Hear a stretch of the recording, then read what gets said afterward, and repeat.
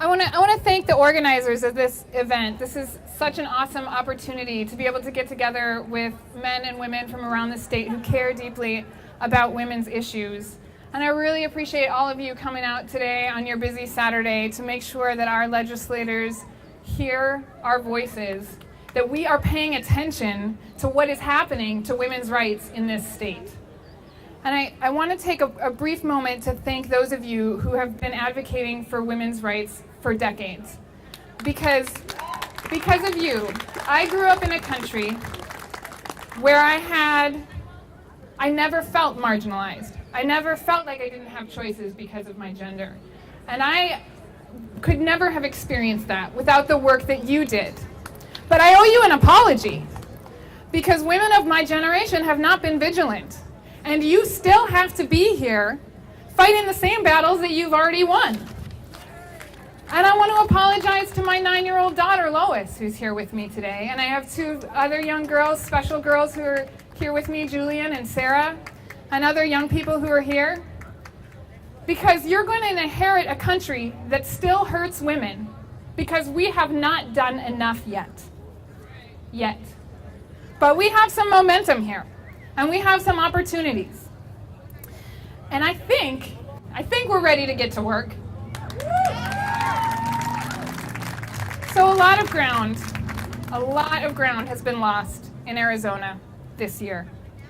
We have a serious problem in our state where women, and particularly poor women, have become pawns in a religious war against reproductive choice. Led by the conservative Christian Center for Arizona Policy, our elected officials have passed bill after bill after bill, putting into law their own religious beliefs about reproductive choice, effectively making the rights of all Arizonans dependent on the religious beliefs of people in power. And they're calling that religious liberty, but it's religious tyranny, and it's wrong. Now, I've heard our state lawmakers defending the Center for Arizona Policy on the floor of the House and the Senate, and they say that this organization represents religious Arizonans, and that CAP's values reflect the values of the people in this state. That is patently false. Center for Arizona Policy and the lawmakers under its spell do not represent the hundreds of thousands of Catholic women in this state who choose to use contraception as part of their health care and family planning, and who treasure the religious liberty that's being taken away from them and handed to their employers, who now get to impose their own religious beliefs on employees about what constitutes adequate reproductive health care. Center for Arizona Policy does not represent the tens of thousands of Jewish Arizonans whose religious tradition sanctions abortion as a means of safeguarding the life and well-being of a mother, and who believe reproductive health care choices should be left in the hands of women, their physicians, and not their legislators. Center for Arizona Policy and the policymakers sponsoring its legislation do not represent the tens of thousands of United Methodist Arizonans whose church affirms the essential nature of secular government, endorses the legal option of abortion and contraception, and calls for adequate public funding and increased accessibility of family planning services. Center for Arizona Policy doesn't represent Mormon Arizonans who believe the teachings of church leaders who say that some circumstances may justify abortion, including fatal fetal anomalies or the health of a mother, and the right to these kinds of abortions has been dramatically jeopardized by the Center for Arizona Policy in Arizona this year. Center for Arizona Policy does not represent evangelical Lutheran Arizonans whose social statement on reproductive health care clearly opposes preventing access to abortion or contraception by law or lack of public funding. Center for Arizona Policy does not represent Presbyterian Arizonans whose churches call for full and equal access to contraceptive methods and affirms that contraceptive services are a basic part of healthcare. And Center for Arizona Policy does not represent Arizonans belonging to any one of the 40 religious denominations and faith organizations making up the Religious Coalition for Reproductive Choice, including the Episcopal Church, the United Church of Christ, the Unitarian Universalist Association, Ethical Culture, the Society for Humanistic Judaism, Catholics for Choice, and the YWCA.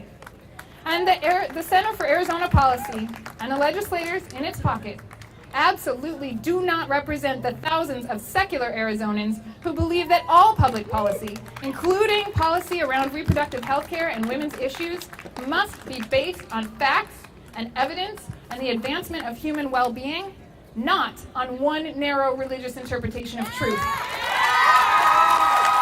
Not on religious assumptions about human development and human sexuality. Not on biblical justification for women's oppression, and not on a principle of religious privilege. It's nice to speak to a friendly crowd sometimes. The war on women is possible because it has become acceptable to write personal religious beliefs into public law. And not all religious beliefs support human rights, women's autonomy, LGBT equality. Religiously motivated policy can be divisive and oppressive because particular faiths are not universal. And imposing religious beliefs and practice through law is an assault on real religious liberty and a vehicle for lawmakers to jeopardize the equality of people they don't agree with. And so non-theists and progressive people of faith must work together to make sure that our legislators do not use religion as a divisive weapon against women and other politically vulnerable groups of people, but that they use the tools of fairness, compassion, rule of law, and a commitment to liberty for all, regardless of belief or non-belief. These are the tools of secular government and the path to a freer, fairer, more joyful country for all women and men. And that's the country I want my daughter to inherit. A country where religion does not divide us, but reason and compassion unite us. Now, we can realize that vision in this state, but we're going to have to work for it. We're going to have to get and stay organized. We're going to have to get engaged. We're going to have to get elected, run for office. Young women here, run for your school boards and your city councils and speak out about women's rights. We are going to have to lobby our elected officials, talk to our friends and neighbors about the seriousness of the religious war on women and the danger of desecularizing our state government. And we must continuously insist, again and again, that the religious beliefs of people in positions of power may not be used as an excuse to negate the human rights of half the people in this state.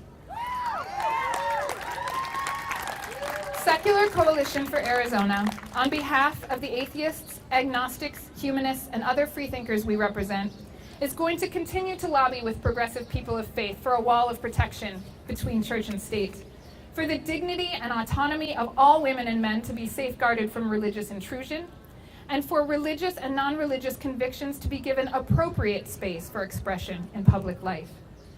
And I hope that all of the people of faith here will work with us, will partner with us toward ending the religious war on women and achieving a lasting and egalitarian peace. Thank you.